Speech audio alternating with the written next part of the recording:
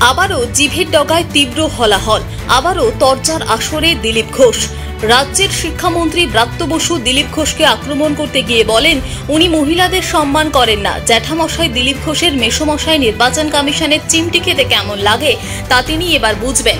উনি মা দুর্গাকেও সম্মান করেন না, মুখ্যমন্ত্রী মমতা বন্দ্যোপাধ্যায়কেও সম্মান করে না। উনি প্রচন্ড নারী বিদ্বেষী বলে কটাক্ষ করেন ব্রাত্য বসু। ওনাকে রাজ্য সভাপতি থেকে সরানো হয়েছে, দলের মুখপাত্র পদ থেকেও সরানো হয়েছে, এমনকি মেদিনীপুর থেকেও ওনাকে ঘাড় ধাক্কা দেওয়া হয়েছে। এরপরও ওনার হুঁশ ফেরেনি। ওনার কথাবার্তার মধ্যে রয়েছে সীমাহীন ঔদ্ধত্য। এবার নির্বাচন কমিশনের চিমটি খেতে কেমন লাগে উনি বুঝুক।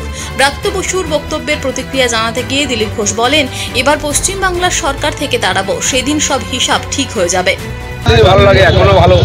পুরনো লোকদের সঙ্গে দেখা হচ্ছে, নতুন লোকদের সঙ্গে দেখা হচ্ছে। কয়েক বছর আগে এখানে এসলাম, যাদের সঙ্গে দেখা হয়েছিল তারা আবার এসছেন, দেখা হলো, তারাই বলছেন। তো সে নতুন কিছু না, দেখা হলে পুরনোদের সঙ্গে আনন্দই হয়।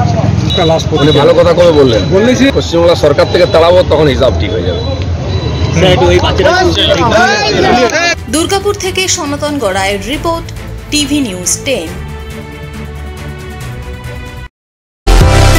সুলভে সঠিক চিকিৎসার একমাত্র প্রতিষ্ঠান বিবেকানন্দ হসপিটাল। 24 ঘন্টা emergency service, blood bank, trauma care. আপনাদের সেবায় আমরা তৎপর। গুণমান ও পরিষেবায় দুর্গাপুর বিধাননগরের ডক্টর জাকির হোসেন এভিনিউর বিবেকানন্দ হসপিটাল শিল্পাঞ্চলের মানুষের মন জয় করেছে। সবার আগে খবরের আপডেট পাওয়ার জন্য সাবস্ক্রাইব করুন আমাদের ইউটিউব চ্যানেল এবং ক্লিক করুন বেল নোটিফিকেশন আইকনে।